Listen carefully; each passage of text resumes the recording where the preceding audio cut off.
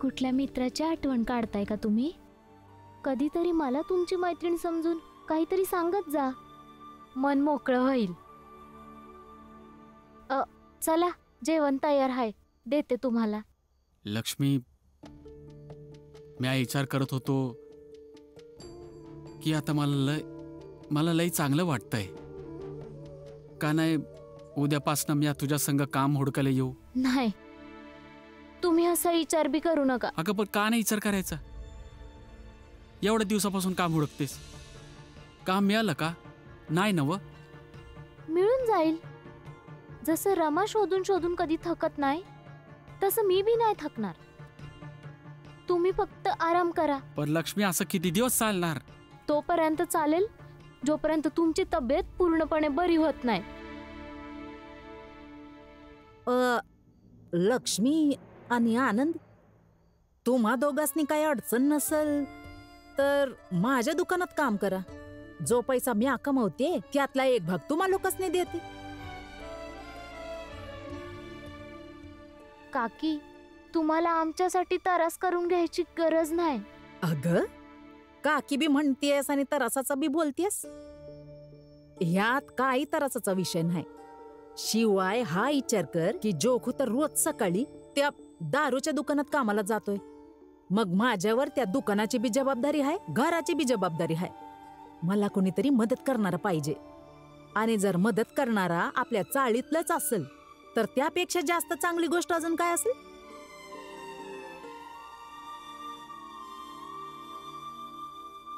ठीक आहे. काय ठीक आहे? काय ठीक आहे? ए बोलिया, कान उघडून ऐक. हे दोघं माझ्या दुकानात काम नाही करणार. का नाही करणार? तू तर रोज सकाळी सकाळी टिश्यूपालच्या दारूच्या दुकानावर काम करायला जातोयस. मग तू गेल्यावर तुझ्या दुकानात कोण काम करतय कोण नाही त्याच्याशी तुझं काही देणं घेणं आहे? जोखू, बघ तुझी बायको तुला टोमणा मारते आणि तुझ्या कामाची इज्जत बी करत नाहीये. काय दिवस आलेत? आणि ती यासाठी करते की तू हे काम सोडून द्यावं. ए हितेश भाऊ, जनार्दन भाऊ, जोखूला भडकवू नका. अरे कसले मित्र आहात जे आपल्याच मित्राला बायकोच्या विरोधात भडकवतात? बघितलं जोखू, तुझी बायको आपल्या मैत्रीची बी चेष्टा करायला लागली. ए बोलिया, चल घराच्या आतमध्ये जा आणि माझ्या मित्रांच्या विरोधात काही बी बोलायचं नाही. अरे तू आणि तुझ्या मित्रांबद्दल काय बोलूच नगस. जर एक दिवस तुझी हीच मित्र तुला बरबाद नाही केली तर माझं नाव बदलून टाक. आपली तर ना बायको आहे आणि ना कुटुंब, आणि दुसऱ्यांच्या घरात आग लावायला आलीत. चल वरती चल, तू चल. लय बडबड करायला लागलीस. आज तर मी तुला आज तर घडवूनच राहणार. थांब तू बघ. खबरदार, खबरदार, लावा. कोणी बी पुढे यायचं नाही. हे माझ्या आणि माझ्या या बायकोच्या मंदी कोणी बी यायचं नाही. आज मी हिला आता घडवूनच राहणार. अगे फुलिया काका, तुम्ही मारू शकत नाही फुलिया काकूंना. जोखू, आम्ही तुझ्या संग आहे. बघतो मध्ये कोण येतो. अगदी बरोबर हितेश भाऊ, आम्ही समजे तुमच्या सोबत आहे.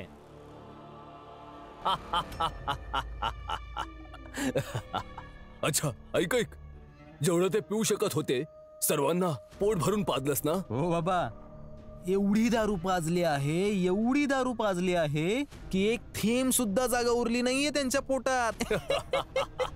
बाबा, आता ते तांडव करतील चाळीत आणि रोज करणार.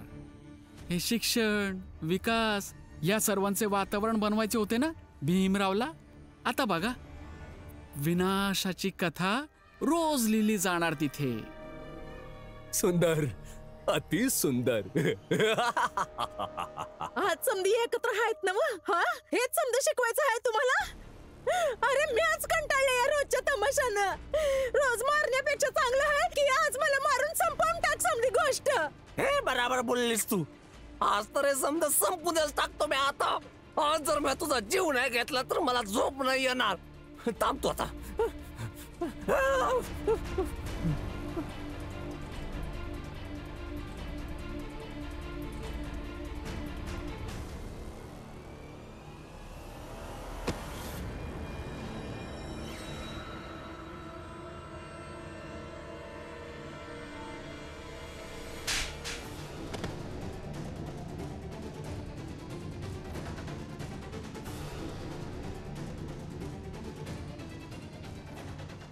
बस लय झालं या. दारू पिऊन आपल्या बायकोला मारतो, लाज नाही वाटत? शुद्धीत नाहीयेस, जा जाऊन झोप जा. रामजी, अरे मी शुद्धीच नाहीये, पण तू तर शुद्धीच आहेस ना वा. मग जाऊन सावताच्या त्या बायकोला आवर. आम्हाला शिकवू नकोस की बायकोच्या संग कसं राहायचं ते माहित आहे आम्हाला. मला नको शिकवू. रामजी, तू नको सांगू.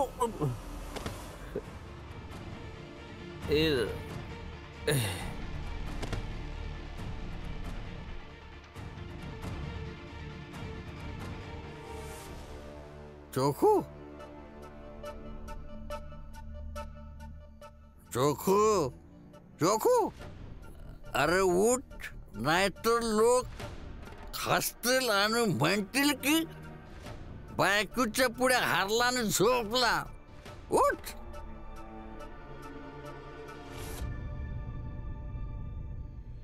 रमा, जा काकूंना घरात सोडून ये. चोखू, आता काय बी होऊ दे, मला या माणसा संग नाही राहायचंय. मी एकटी राहीन, पर याच्या संग नाही राहणार. देवा, माझी कंबर मोडली. जोगू चुरगुट. हितेश काका, जनार्दन काका, बस झाला आता हा तमाशा. घरी जाऊन झोपा. नंदू काका, मनोहर काका, तुम्ही या दोघांना घेऊन जात.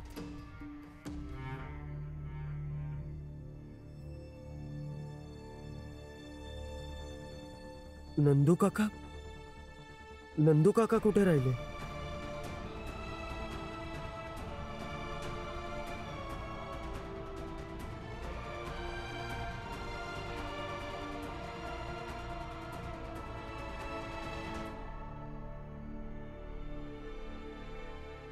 बस,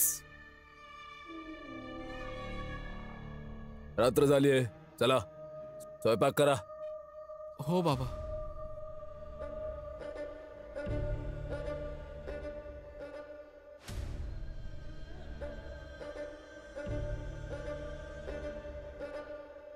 बाबा, एक गोष्ट बोलू? हा बोल. ते बाबा, आईला घरातून काढून खूप वर्ष झाली आहेत, तर आता आणूयात ना परत. ए दादा, त्या चरित्रहीन बाईबद्दल पुन्हा बोलू नको हा. बाबा, जे हवे तो होऊ दे, पण ती बाई या घरात नाही आली पाहिजे. पण का महिपाल? अरे इतकी वर्ष झालीत आपण आईला भेटलो नाही आहोत. आई मेली, आई मेली आहे तुमची. इतक्या वर्षांपासून हेच सांगत आहे ना मी. हा, जे मेलेत त्यांची आठवण नाही काढायची. तू पण काढू नकोस. बघ, महिपालला स्वयंपाक करायला निघालाय. चांगला स्वयंपाक करतो, चविष्ट जेवण. जा तू अंथरूण घाल, अंथरूण कर. जा महिपाल, स्वयंपाक कर, जा.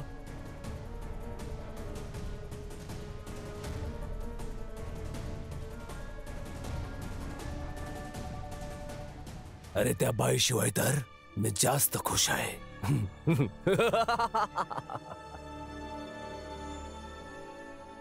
कुठे गेलेत नंदू काका?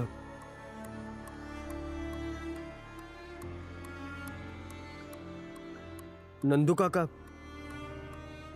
नंदू काका,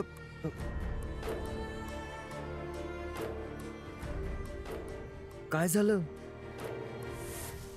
तुम्ही का रडताय? मालूची लय आठवण यायला लागले.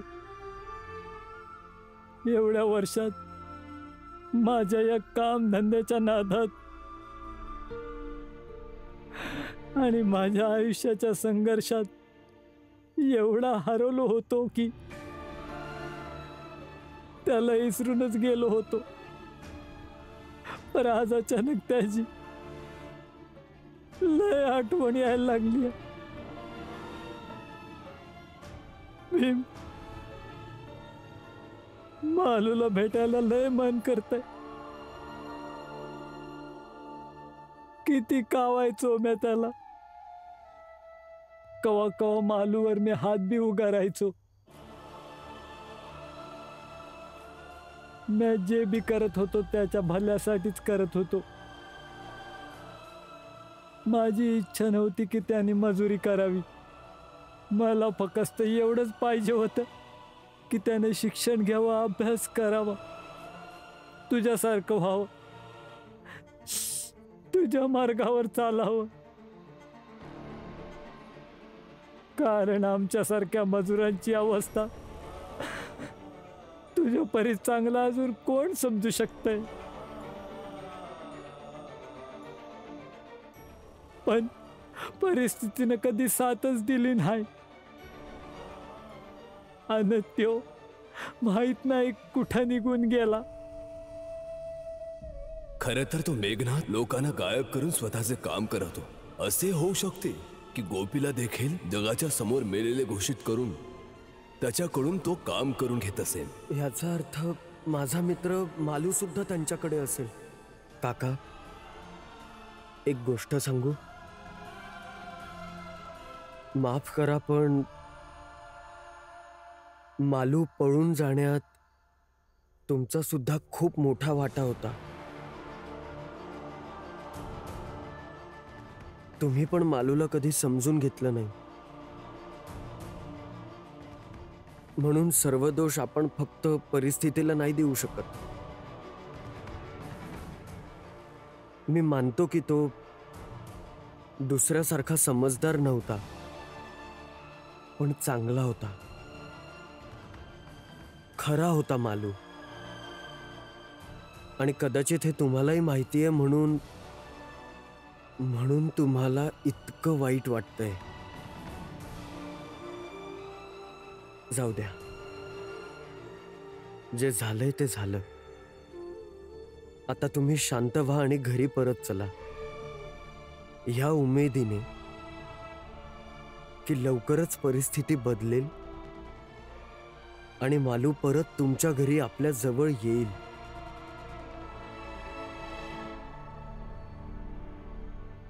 या, उठा.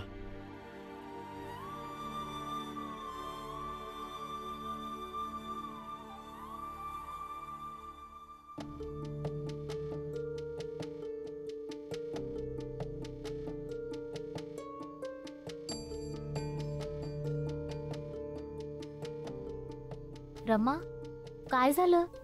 तू एवढी काळजीत का आहेस? आणि अजून झोपली का नाहीस? ताई, ते अजून घरी नाही आले आहेत. माहित नाही कुठे गेलेत. सांगितलं बी नाही की मी बाहेर जातोय. तू काळजी करू नगस, ते येतच असतील. ताई, त्यांना ना रात्री असं एकटं सोडायला भ्या वाटतं. आणि आता तर ते मेघनाथची आणि त्यांची पोरं बी आली आहेत. रमा, तुझा नवरा भीमराव हाय, त्यांना काय बी नाही होणार. आणि ते रस्त्यातच असतील, येतच असतील.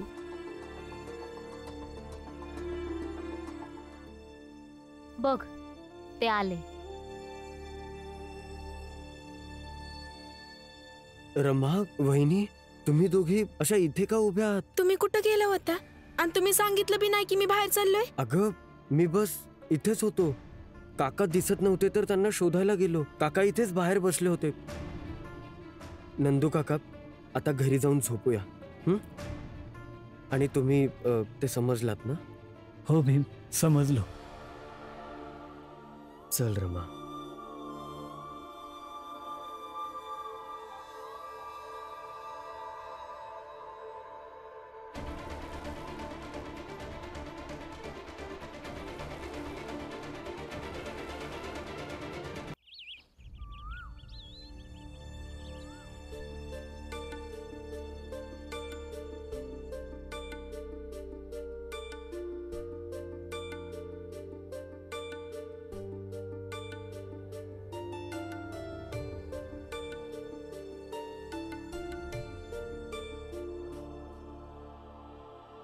चला वरती चला. अरे तर लय बळबळ करायला लागलीस. आज तर मी तुला अद्दल घडवूनच राहणार.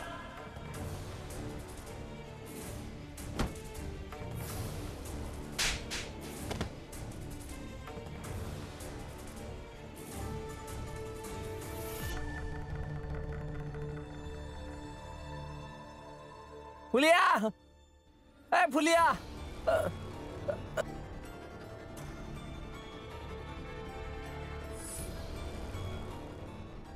ए फुलिया.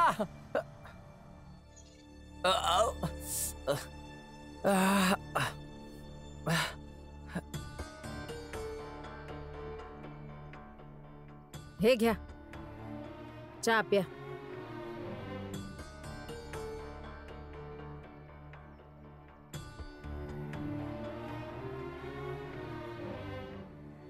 फुलिया, ते रात्री मी जरा जास्तच नशेत होतो, त्यामुळे जरा जास्तच तमाशा झाला नाही. म्हणूनच तर सांगते की दारू प्यायचं सोडून दे. फुलिया गप, लय जास्त ज्ञान पाजळू नकोस. मला वाटलं म्हणून मी बोललो, म्हणजे याचा अर्थ हा नाही का मला समजवायला सुरुवात करशील. ठीक आहे, काय नाही समजवणार नाही सांगणार. पर एक ऐकून घे, आजपासनं माझ्या दुकानात लक्ष्मी आणि आनंद माझ्या संग काम करणार. काय डोसका फिरलाय का तुझा? का ते दोघं माझ्या दुकानात काम करणार आहेत? डोकं फिरलं नाही माझं. तू जर दिसभर दारूच्या दुकानात काम करणार तर हे दुकान मी एकटी कसं चालवणार? अरे तर मग बंद कर की. अन त्या लोकांनी सांगितलं आहे ना का खायला प्यायला धान्य मिळणार आहे, मग काय गरज आहे दुकानाची? हे दुकान ना तुझ्या एकट्याची नाही की तू सांगशील आणि मी बंद करीन. हे दुकान मी माझ्या रक्तानं घामानं कष्टानं उभं केलंय, म्हणून म्याजी त्यापणी हे दुकान बंद नाही होणार. कान उघडून ऐकून घे. फुलिया, अरे हट.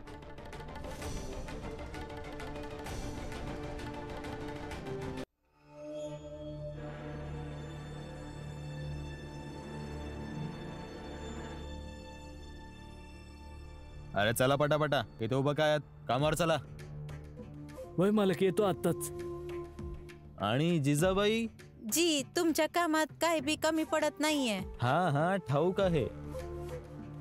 यामुळेच तुझ्या कामाशी खुश होऊन आम्ही असा निर्णय घेतला आहे की तुला रोजच्या रोज पगार दिला जावा.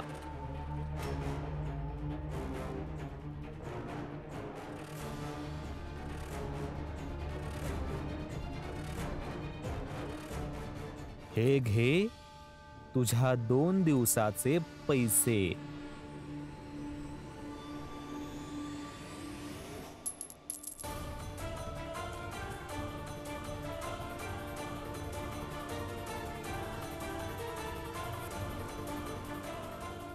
शिशुपालजी,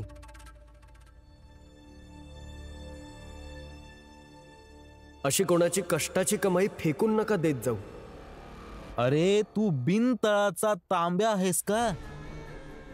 कधी जिजाबाईच्या ह्या काम करण्यावर तुला आपत्ती होते, कधी असे पैसे फेकून दिल्यामुळे समजवायला लागतोस. ह्याला विनातळाचा तांब्या असणे नाही, व्यक्तिमत्वामध्ये लवचिकता असणे म्हणतात. ह्या तुमच्याकडे काम करतात जे मला मान्य नाहीये, पण ही वेगळी गोष्ट आहे. पण तुम्ही यांच्या पगाराचे पैसे आता फेकलेत ही वेगळी गोष्ट आहे. अशा प्रकारे त्यांच्या कष्टाचे पैसे फेकून तुम्ही त्यांच्या कष्टाचा अपमान करत आहात. आणि कुठल्याही व्यक्तीला अपमानित होणं चांगलं नाही वाटत. मला काय बी फरक नाही पडत मान आणि अपमानाचं.